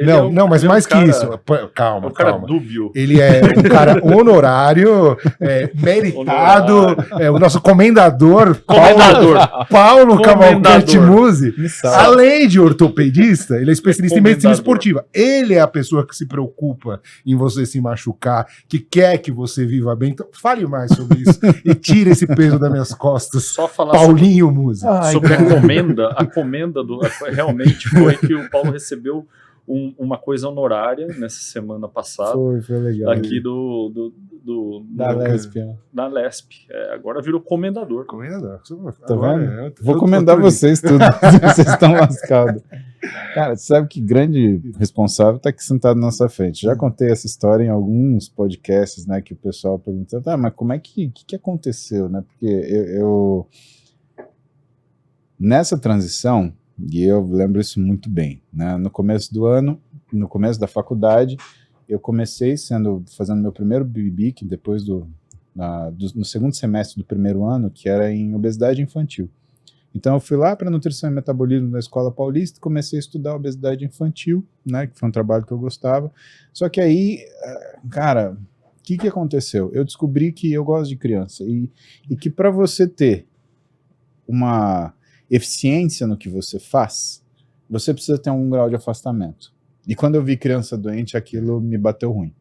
E bateu ruim, deu quase, cara, não, assim, eu considerei parar a faculdade. Opa, isso daqui não dá. E o que me assustou é que a criança doente, ela vira um adulto, né? Quer dizer, não é que ela amadurece no sentido de que ela se torna ciente das coisas do mundo, mas é porque ela descobre que ela vai morrer. Cara, isso tem um efeito devastador em mim. Sabe, olhar para uma criança, ela discutindo comigo, falando comigo, isso aconteceu porque ela me pediu um brinquedo, e eu falei, tá, eu vou ver até o final do estágio, né, como é que a gente faz. Aí a criança vira para mim e fala assim, tio, acho que eu não vou ficar aqui acho que eu não vou viver mais até esse mês. Cara, aquilo lá me moeu por dentro. Aí eu entendi, falei, não, eu não tenho afastamento suficiente, vamos ver outra coisa. Psiquiatria eu achei muito legal, sensacional, mente humana, tem coisa mais interessante, até eu ler o DSM-4. Aí eu achei que eu tinha um pouco de tudo que estava naquele livro, eu comecei com medo para psiquiatria e falei assim, se alguém perceber que eu tenho alguma coisa dessa, será que eu volto para casa, que é capaz dos caras trancar, porque é a única ala, né, no hospital que tem chave, né? Aí eu deixei a psiquiatria de lado, falei, não, deixa para lá. E aí, no terceiro ano da faculdade, o que aconteceu? Eu fazia ainda na PIBIC e a Unifesp ela fez uma baita greve. Ficaram 3 meses de greve. E o Zé Carlos, nessa época você era R3, né? Porque Era R3. Você era R3. Isso, o professor Reinaldo Jesus Garcia inventou a Liga Acadêmica de Ortopedia. Mas isso e me deixou responsável pela Liga Acadêmica. Mas isso foi antes da Liga, porque o que aconteceu? Como entrou em greve e eu tinha pesquisa na escola, o meu foi antes. Talvez eu tenha sido o precursor desse negócio, porque como entrou em greve e eu tinha que ficar por causa da Liga, né? Todos os meus amigos que eram de fora, eles voltaram para a cidade deles. Os caras que eram de São Paulo, eu nunca mais vi, porque estava em greve, não vinha na aula, só o pessoal que estava lá era do 5º e 6º ano, que era internato, o internato não parou, né? E aí eu encontrava com o José Carlos nessa época na Atlética, entrei, o que você tá fazendo aqui? Eu falei, não, eu tô aqui porque eu tenho PIBIC. Você não vai ficar vagabundando não, você vai me ajudar no Vila Maria. E aí ele me levava para operar com ele no Vila Maria. Ele começou a me operar, você pega um sujeito de 20 anos, né, que entrou na faculdade de medicina, alucinado, né, vibrando, aí de repente chega um cara mais velho e fala, vou te ensinar a operar? Porra, o que mais você quer? Na hora, eu adorei aquele negócio, falei, é isso daqui, né? E depois, e aí vem a medicina esportiva, como eu treinava, eu estudava isso por fora. E aí eu fazia um outro trabalho que era na fisiologia do exercício, com o professor Antônio Carlos da Silva, a quem eu tenho um carinho, uma gratidão extrema, né? Mas que aquilo eu gostava para mim. E eu falava assim, eu não vou transformar aquilo que eu gosto no meu trabalho, né? Para continuar sendo aquilo que eu gosto. Mas quando a gente estava lá, né? Aí eu acho que eu já estava fazendo meu R4 com o José Carlos lá na PUCamp, o professor Carlos Matos, aliás, um abração para ele, mas estava lá fazendo meu R4 com o Zé Carlos na PUCamp, e aí o Zé Carlos virou para mim e falou assim, Paulo, bons ortopedistas tem vários. Você dá um tiro pro teto, cara, cai uns 3 que estão voando. Agora, eu só vejo você falar de exercício como você fala. Cara, eu fiquei numa mágoa com o Zé, eu achei que ele tava... magoado. Porque eu achei que ele tava falando... anos. Porque eu achei que ele tava falando assim pra mim, você é um bosta. A verdade é essa, vai fazer outra coisa. Aí que assim, mas é por causa dele que, por exemplo, eu fui em frente, eu comecei meu consultório, ele me deu confiança para eu começar um consultório e comecei a cuidar disso, né? E falei, bom, se ele me falou isso, eu vou correr atrás disso. Só que é aquela coisa, a gente se forma na especialidade que é para levar ela, né, a fins. Né? E o que acontecia? Eu atendia gente no consultório, Marco, que, bom, eu divido em 2 situações. As pessoas que já se machucaram e as que vão se machucar. Né? É essa a história. Né? E nessa condição, o que a gente fazia? Nessa época eu fazia ortopedia, mas nessa situação. Né? Numa situação clínica, por quê? Porque eu tinha segurança também. Se aparecesse alguma coisa cirúrgica, eu estava brigando para fazer meu consultório de fisiologia do exercício, meu consultório de medicina esportiva, eu tinha o José, que era meu backup, falava, José, estou te encaminhando esse paciente. E aí, depois de 1 ano, 2, aí eu voltei a trabalhar com ele, voltei de assistente dele, sou assistente da sua R22 já, do José Carlos, né? Porque se contar desde 2000, né, 2001, que estava no 3º ano e você estava no R3, né? Então essa é a história, no final das contas. Então foi daí que apareceu tudo. Ossos do ofício. Ossos do ofício. Mas aí, vocês selacionaram a pergunta mais... Olha, eu peguei aqui uma pergunta do Brendo. O Brendo me mandou essa semana uma pergunta, na verdade uma coisa... Sim, bom dia, doutor. Conhece a lesão do plexo braquial? Fala um pouco pra gente. E ele tem a lesão do plexo braquial C5, C6, C7, T1. O que é a lesão do plexo braquial, né? É uma lesão que é complexa, é uma lesão relativamente grave aí, e que onde a pessoa perde os movimentos do membro superior. Então, é uma lesão que acontece principalmente em acidente de moto. A gente pegava muito acidente de moto com as pessoas com isso, e tem que ter um tratamento relativamente rápido. Porque a lesão do plexo braquial é um estiramento dos nervos que vem do pescoço aqui para o braço, onde a pessoa vai com esses nervos rompidos ou com esses nervos estirados, pode perder algum movimento do membro superior ou pode perder todos os movimentos do membro superior. Então, a primeira coisa, lesão do plexo braquial tem que ter atendimento rápido, ou seja, tem que talvez explorar operar de uma forma precoce para ter melhor resultado. Mesmo fazendo tudo, às vezes o resultado não vem. Por quê? O plexo, às vezes, eu vou dizer que um valor de 30% volta aí a funcionar. Então, você tem uma perda aí muito grande. Então, uma cirurgia que ela realmente é um pouco frustra, eu acho que até para o cirurgião, né? Que parece a neurocirurgia tem algumas coisas assim. Você fala, eu melhorei a vida da pessoa, mas na verdade a pessoa não morreu às vezes, né? Então, isso é uma frustração às vezes de quem tem esse problema, mas tem que entender que esse problema, apesar de muito grave, está tendo algumas evoluções aí, talvez até com exoesqueletos que a gente está vendo aí para quem tinha problema aí de coluna e que não andava tal, e que está vindo agora para o membro superior também.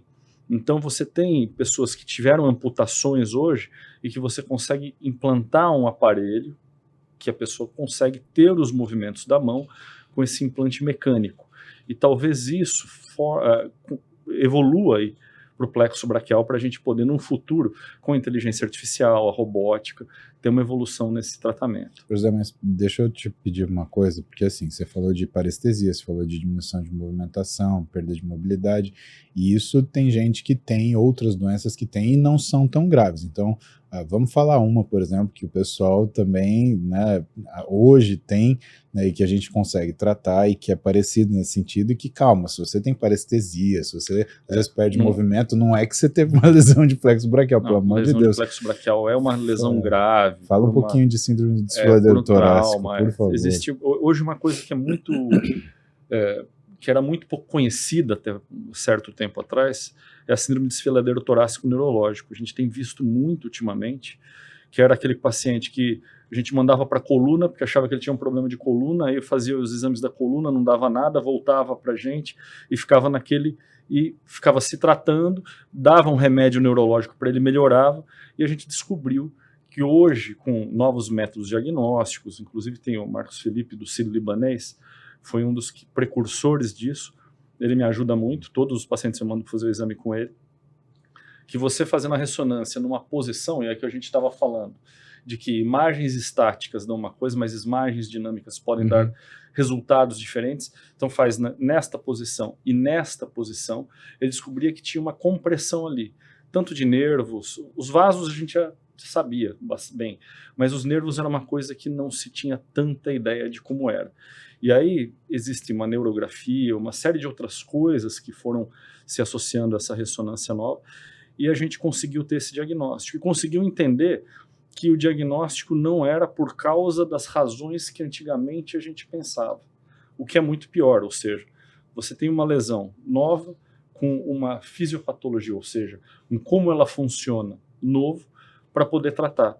E aí a gente começou a desenvolver algumas técnicas de tratamento, tá, com o Diogo, com o pessoal da França, e isso tudo fez com que a gente começasse a tratar uma coisa que não existia. E paciente que tinha uma dor crônica, que não melhorava, começou a, de repente, do dia para a noite, com uma cirurgia, melhorar, e uma cirurgia endoscópica. Então, tudo isso foi bem interessante. E é um problema do plexo braquial também, mas é um problema que é muito menos grave do que a lesão do plexo, que é onde você tem que costurar o nervo. O desfiladeiro torácico é uma compressão, o nervo é apertado em certa posição, e a lesão do plexo é quando ele é estirado e até rompido por causa de um trauma abrupto. Bom, sua vez, Demanje, conta pra gente, o que você selecionou? Não, aqui eu selecionei duas perguntas, vou começar agora com a primeira, que é a Bora. pergunta mais básica e que mais de uma pessoa enviou. É assim, tenho condromalácia, impede de correr? Me disseram, nunca mais posso correr. É verdade? Nossa Senhora. E aí, acho que essa é uma pergunta boa, porque a condromalácia, quando a gente fala condro, é cartilagem, e malácia é quando fica alguma coisa mais mole, né? Osteomalácia ou osso, e assim vai. E na grande maioria das vezes, a condromalácia na imagem é vista como se fosse o sinal da cartilagem diferente. A gente fala assim, sinal é igual o tom de cinza. Imagina a ressonância como uma foto preto e branca que você fala, isso tinha que ser cinza claro e ele está um pouquinho mais escuro e assim vai ou vice-versa. E na grande maioria das vezes, A condromalácia é mais um achado de um exame de alguém que tem uma dor anterior no joelho por outra causa. Então, antes da gente considerar condromalácia não pode mais correr, eu acho que a gente vai muito mais longe. Será que é essa condromalácia que está doendo? Será que não é só modificar a mecânica do movimento? Procurar se tem um problema na pisada, no quadril, no desequilíbrio muscular, virar o joelho para dentro. Todo um aspecto da biocinética da pessoa, de como ela faz a cinética, como ela faz o movimento, que pode ser mais do que o plano da condromalácia. Então, não se apeguem demais a esse diagnóstico da condromalácia e ficar nisso, então eu tenho condromalácia, põe um rótulo na pessoa, porque às vezes a pessoa até ela se rotula, né? Eu tenho condromalácia, acabaram os meus esportes. Aí ela começa a ganhar peso, começa a perder a parte muscular, o que vai fazer muito mais mal para o joelho do que essa condromalácia eventual. Então, acho que a resposta, na grande maioria das vezes, se você tem um laudo escrito que você tem condromalácia, provavelmente, com as correções adequadas e com uma boa avaliação, você pode correr sim. E a segunda pergunta? Segunda pergunta é uma pergunta que talvez até sirva para todo mundo responder um pouquinho. Que uma pessoa, ele passou, fui ao médico, me falaram que eu tenho que fazer uma cirurgia chamada microfratura, que são vários furos no meu joelho. E não consegui entender muito bem o porquê e voltei com essa dúvida para casa. Me explique a microfratura e se vai servir para o meu joelho. Então, assim, se vai servir para o seu joelho, eu não vou poder explicar, né? Porque eu precisaria te ver, examinar, ver o exame e tudo isso. Mas a microfratura é uma cirurgia interessante, porque ela é baseada em fazer vários furinhos no osso, pequenos, por isso que a gente chama de microfratura. Isso foi descrito, na verdade, a primeira tentativa disso na década de 50. O sujeito ia lá e fazia vários furões, uma praia de indivíduo, para tentar pegar pessoas que tinham artrose muito grave e melhorar. No meio dos anos 80, um cirurgião melhorou essa técnica para lesões menores, como se fossem pequenos buracos, e ele fez a microfratura, um sujeito chamado Steadman. E ele fez isso, ele até ficou muito famoso com esse tipo de técnica. Imagine que eu tivesse um chão em que não está crescendo grama, você vai fazer vários furos para, quem sabe, voltasse a crescer grama naquele lugar que está vazio do lugar. E a lógica e a teoria dele, e que hoje a gente já entende até um pouco mais, na época você entendia menos, a hora que eu faço um furo no osso, vai vir um sangue que estava embaixo do osso e formar um hematoma e que vai ajudar a formar algum tipo de cicatriz ou fibrocicatriz, uma fibrocartilagem, que seria como se fosse uma cartilagem meio mais ou menos, se formando nisso.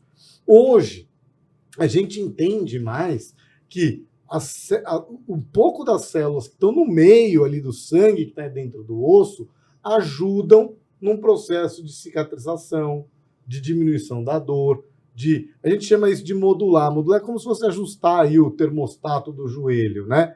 E que muitas vezes se fala até em célula-tronco, tem um termo que a gente usa muito que chama citocina. A citocina é como se fosse uma substância que vai lá e atrai e estimula o corpo a fazer algumas coisas determinadas. E muito disso está no sangue que está dentro do osso, que é o aspirado medular, que é o que, quando as pessoas põem no Google buscar a célula-tronco, aí mostra lá um tubo vermelho de sangue que tirou da bacia, tirou do quadril, tirou da pelve, e assim vai. E toda a lógica do Steadman vem nisso. E é até muito engraçado, porque eu tenho muitos colegas que chegam e falam, não, esse negócio de aspirado medular concentrado, ou célula, não tem como funcionar. Eu falo, mas você já fez alguma microfratura na vida? Fiz um monte. Mas bom, mas peraí, qual que era a lógica? Era o sangue. E você não pode dar a volta nesse sangue? Ele não pode sair de um lugar e ser colocado ali de outra maneira, que não fazendo um furo necessariamente.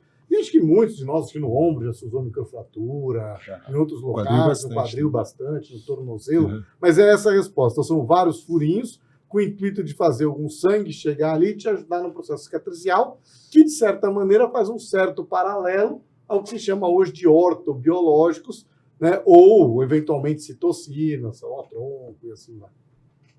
Sua vez, Marco Aurélio. Olha, toda vez que eu abro caixinha de pergunta, tem um grupo de pergunta que sempre vem e acho que todo mundo vai, em algum grau, poder falar também. Aqui a Nelon Garço Dr. Marco Aurélio, quais os cuidados principais após a cirurgia? Subir escadas, o banheiro precisa ser adaptado. Aline Amaral, 87, como é o pós-operatório da prótese? Tempo de recuperação e limitação. E assim, é impressionante a preocupação, e eu entendo que é legítima, claro, você vai fazer uma cirurgia, você quer entender como isso vai se comportar. É que prótese quadril também o pessoal fala assim, uau, Não, mas eu NASA. acho que as próteses no geral, Tipo, eu uau. acho que as cirurgias maiores, a percepção que as pessoas têm é que o pós-cirurgia é pior do que elas estão vivendo. E eu gosto de justamente desmistificar isso. Que você vai fazer uma cirurgia muito grave justamente porque você está muito ruim. Exato. E provavelmente o pós-operatório é muito melhor do que você imagina. Por que não dói? Porque a cirurgia é simples? Não. É porque a dor que você está vivendo é muito pior do que a dor do pós-operatório. E a dor, eu sempre gosto de lembrar isso, ela é referencial, né? Se você tem uma dor o tempo todo para fazer tudo, e essa dor, depois de uma cirurgia, ela muda de característica, provavelmente você vai ter uma percepção de que a cirurgia é mais tranquila do que você imaginava. E boa parte dos pacientes tem exatamente essa percepção. Não sei se com vocês é a mesma coisa, mas fala, nossa, doutor, é muito mais tranquilo do que eu imaginava. Né? A gente ouve isso com bastante frequência. É, né? tudo aquilo que a gente já fez junto, né? Teve aquele paciente nosso do Espírito Santo que fez a prótese de quadril e que, meu, no final do dia ele já mandou uma foto, já mandou um vídeo andando sem andador.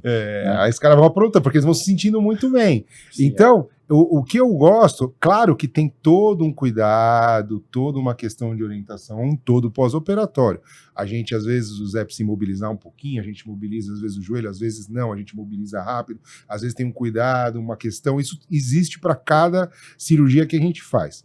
Mas, via de regra, nas próteses, o que a gente quer é que as pessoas fiquem bem. Então, o pós-operatório não é tão ruim quanto as pessoas imaginam, e a função vai ser para você ficar melhor. Ninguém vai fazer uma cirurgia para ficar você pior piorar. do que você está. Né? Então, as pessoas vão ter uma condição muito melhor, e esse é o nosso objetivo quando a gente faz essa cirurgia. E essa pergunta é muito, muito recorrente. Acho também que tem também aquela preocupação que está embutida muito mais no medo, né, de você fazer essa opção de fazer a cirurgia. Então a pessoa imagina que aquilo não só vai ser um episódio excepcionalmente traumático, como vai ser excepcionalmente limitante por um período muito grande. Talvez isso tenha um pouco de resquício do que foi no passado, mas eu acho que muito por desconhecimento mesmo, né? Hoje, eu sempre brinco com os pacientes, eu não vou submeter você a um procedimento para você ficar absolutamente desconfortável e Exato. acordar sofá. Não, a gente tem recursos analgésicos, anestésicos, a anestesia evoluiu demais, hoje a anestesia é muito focada num período curto ali, para que o paciente se recupere rápido, não mexa rápido. Então, a mensagem final é assim, é muito mais tranquilo do que vocês imaginam. Na maioria das vezes não precisa de uma mega estrutura, camas hospitalares, né? Em casa. Coisas especiais, não. A gente espera que você saia do hospital com alguma independência, com uma percepção de que você vai se virar razoavelmente bem, seja numa cirurgia de ombro, acho que estou falando por vocês, de joelho e de quadril. O que eu queria que você comentasse, além disso, porque assim, a gente já vai para os nossos momentos finais, eu acho que isso é uma mensagem que também serve para todos nós, que até falando uma coisa que eu já passei, que eu já comentei aqui, que é a questão do timing de quando você vai tratar. Né? E as pessoas, elas têm essa ideia de vamos deixar ficar o pior possível, e quando ficar insuportável, a gente trata. No último podcast, nós estávamos falando sobre o que são as condições de partes moles, e aí o Demange trouxe para a gente o que é o conhecimento daquela condição do que são os envelopes de partes moles. Né? E dentro disso, eu acredito que, ou eu costumo falar para o meu paciente, né, até para economizar sofrimento, né, para ele não ficar sofrendo demais à toa e tempo demais, porque todo mundo faz a cirurgia e também fala o seguinte, se eu soubesse eu tinha feito antes. Essa é a segunda frase que nós falamos, é verdade. Se todo mundo fala isso, quer dizer, a pessoa está deixando o sofrimento dominar numa condição, né, de medo, quer dizer, eu prefiro manter meu sofrimento por medo? Não, calma, a gente tem que dosar isso daí. Né?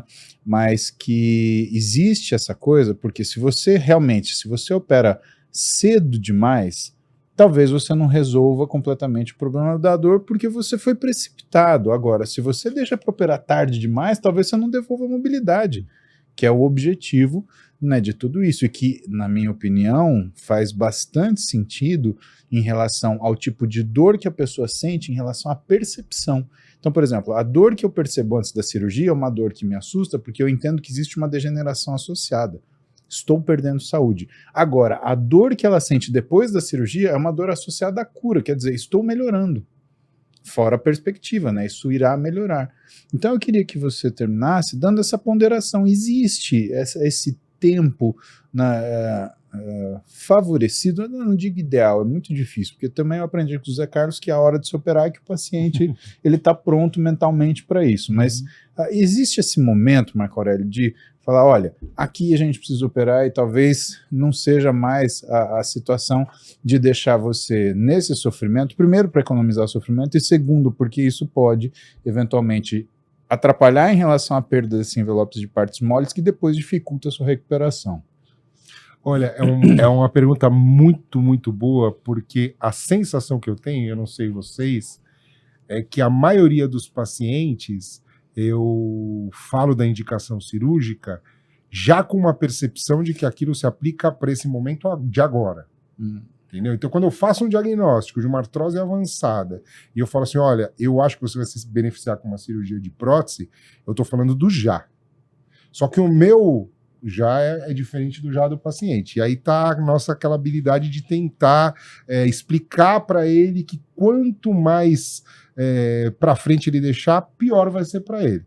Mas ao mesmo tempo a gente faz isso respeitando, porque afinal o paciente que vai acabar decidindo esse momento. Então eu acho que é uma pergunta muito difícil, assim, eu não acho que tem um momento ideal, mas o que eu tento falar para os meus pacientes, olha, se eu estou passando para você essa percepção de indicação cirúrgica, é porque eu tenho bastante convicção, com base no que eu estou vendo aqui, com base na experiência, de que você vai se beneficiar muito com isso nesse momento. Então, eu tento reforçar isso. Agora, nem sempre isso se traduz numa decisão do paciente, né? Você sabe que tem duas máximas que já me falaram, e hoje em dia eu uso muito com esse comparativo das palavras e peço para o pessoal refletir, né? E a gente fala isso muito em outras coisas do dia a dia, né? Muita gente fala, eu sou um procrastinador, porque eu atraso, jogo mais para frente meu trabalho, jogo mais para frente o que eu devia fazer, e assim vai. E todo mundo sabe que a palavra procrastinar não é uma palavra boa na vida, né? E eu sempre falo isso para o paciente, falo assim, pense em duas coisas. Pense se você está postergando, ou seja, você está mantendo qualidade de vida e jogando isso lá para frente, você só está adiando a sua necessidade, porque a necessidade não é de agora, você não precisa disso agora na sua percepção, e você está postergando. Ou você está procrastinando.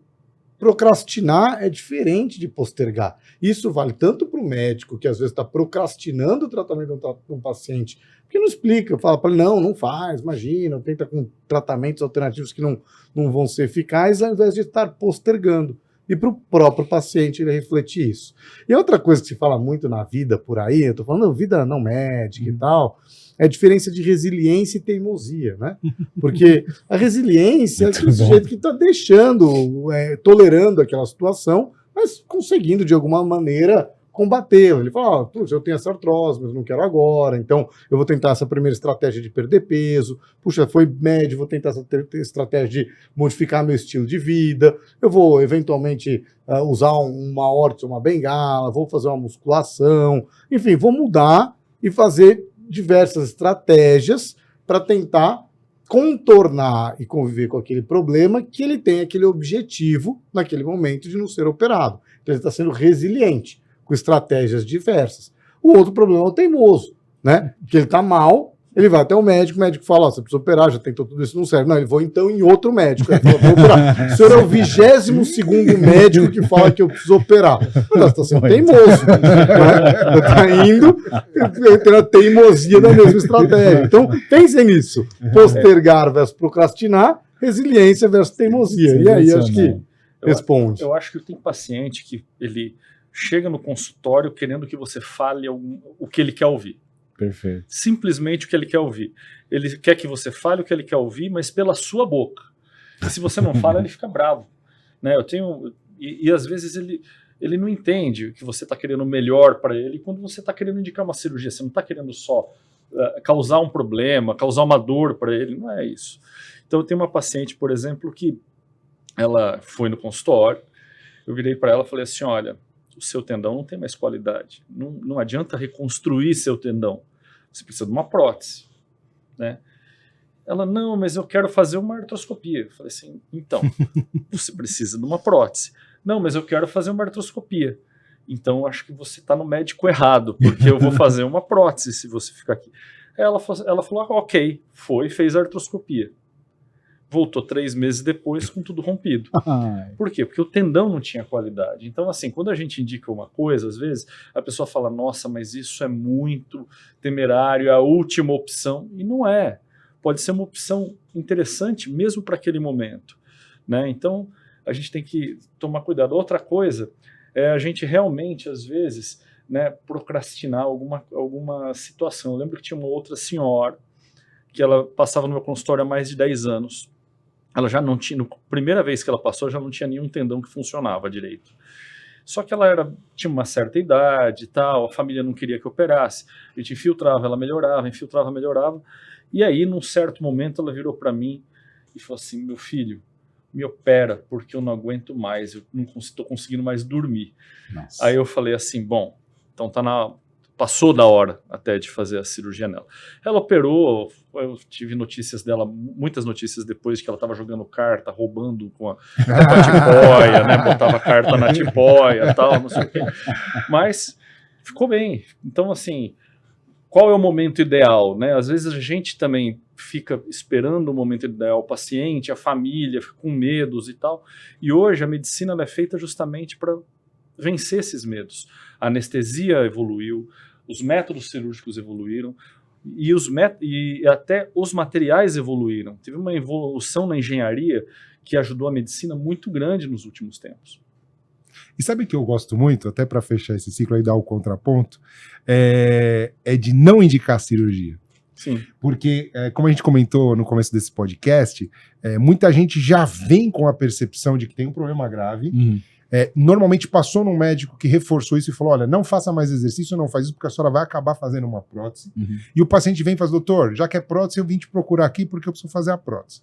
Aí eu vou lá, entendo melhor, mas você está limitado? Não, você está deixando de fazer as atividades? Não, doutor, eu caminho, faço exercício. Deixa eu ver o seu quadril. Aí mexe bonito, não tem bloqueio, mobilidade boa, eu olho o exame e tá aquela lá artrosezinha inicial. Eu vou falar para a senhora está muito longe de fazer uma prótese. E eu falo com gosto e normalmente eu reforço explicando o seguinte. A senhora veio aqui, é perigoso, porque a gente é aquelas pessoas que a gente adora cortar os outros, a gente procura motivo para cortar as pessoas. E se eu estou falando que não tem, acredite, tome como um elogio, porque não tem, né? Então eu acho legal isso também, porque a indicação da cirurgia não é uma vontade, né, incontrolável da gente de fazer cirurgia. Não, ela está muito bem embasada no que a gente ouviu do paciente, no que a gente viu nos exames, no que a gente examinou e entendeu. Às vezes numa conversa, às vezes em mais de uma, mas é realmente uma percepção muito técnica. E se a gente também tem a opinião de que não vale operar, talvez isso deva ser igualmente bem considerado. Eu tive uma paciente hoje, assim, que ela foi lá e ela achava que tinha que operar, tal, fez exames, eu olhei, aqueles exames básicos, uma tendinite, uma coisa, e ela melhorou com uma medicação que tinha dado, aí eu dei um outro nutracêutico para ela, falei para ela fazer exercícios, e orientei os alongamentos dos exercícios que ela precisava fazer, ela, mas eu não vou precisar operar? Eu falei, não. Eu não vou precisar infiltrar? Não. Eu não vou precisar... Eu falei, não, você vai precisar fazer o básico. Nada que me doa, cause medo. E às vezes é assim. Então as pessoas têm que entender que tem gente que às vezes foge demais da cirurgia e tem gente que vai atrás da cirurgia e não encontra. José, vamos começar por você. Considerações finais, meu professor. Bom, eu gostaria primeiramente de agradecer aqui imensamente estar com vocês. Esse grupo é fenomenal. O Paulo conheço aí há 500 mil anos, não dá nem para falar mais, né? De tanto tempo, e a gente tem um relacionamento que está acima de qualquer coisa. Marco Aurélio, que é uma pessoa extremamente capaz e que, assim, a gente todo dia vai aprendendo a gostar mais dele. Ele é um cara... apesar dele estar bem velho... Faltou apesar. Não, o Marco Aurélio é um cara fantástico. Então eu fico muito feliz também de estar com você. E o Dr. Demange, que é esse brilho de sabedoria aqui do meu lado. Eu diria mais, esse brilho brutal. Que está do nosso lado. Então eu acho que assim, a gente tem esse grupo é um grupo bem interessante, porque traz muito conhecimento E a gente pode também diversificar em outras áreas, pode também falar sobre outras áreas, porque os ossos do ofício às vezes não são só ossos, podem ser cérebros do ofício, podem ser corações do ofício, mas a gente pode até trazer mais informação para as pessoas sobre outras áreas aí num futuro bem próximo. Professor Marco Demange, por favor. Agradecer a todos que estão nos escutando, agradecer imensamente a gente estar aqui e dizer que é justamente isso, a nossa ideia é informar, é conversar, é trazer de uma maneira suave, uma das vocações que no nosso ver são fundamentais de nós como médicos, informando coisas relacionadas à saúde, mas também a gente pretende expandir, bater um papo cada vez mais amplo com vocês. Eu quero agradecer novamente a todos e nos vemos em breve. Marcão. É isso aí. Não, tem sido um privilégio, a gente tem se exercitado e se reunido cada vez mais para falar disso. Essa sugestão do nome do podcast eu achei muito legal, porque claro que remete à ortopedia, os ossos e tal, mas quando a gente pensa em ossos do ofício, a gente está falando do quê? Ofício, né, do latim, ofício, um trabalho. Todo trabalho tem sua dificuldade, tem sua característica, tem seu truque, sua capacidade ali de se ajustar. Então, eu acho que a gente começou a falar bastante de ortopedia e acho que tem sido muito produtivo, porque é impressionante o quanto as pessoas têm interesse em ouvir as suas dúvidas, mas sem dúvida nenhuma a gente vai ter muita oportunidade de falar de muitos ofícios e de suas características. Senhores, um grande prazer, Marcão. Prazer. Josi, professor Demange. E você que está assistindo aí, tem esse privilégio de perguntar para essas pessoas maravilhosas e diferenciadas sobre as suas dúvidas, que sejam médicas, ortopédicas, ou então, se você é aluno de medicina, eu quero fazer ortopedia, pergunta pra gente. Não quero fazer ortopedia, tem certeza? Ela é muito legal, tá bom? Então deixe sua pergunta aí. Ou, se você é um profissional de outras áreas e esse assunto te interessa, né, esse é o lugar, deixe o seu comentário, siga esse nosso podcast, o nosso canal, se for conveniente para você. Coloque lá as notificações para você sempre saber quando a gente está online, sempre que a gente tem novidade e, obviamente, interaja conosco. Tá bom? Um abraço para você. A gente volta logo menos.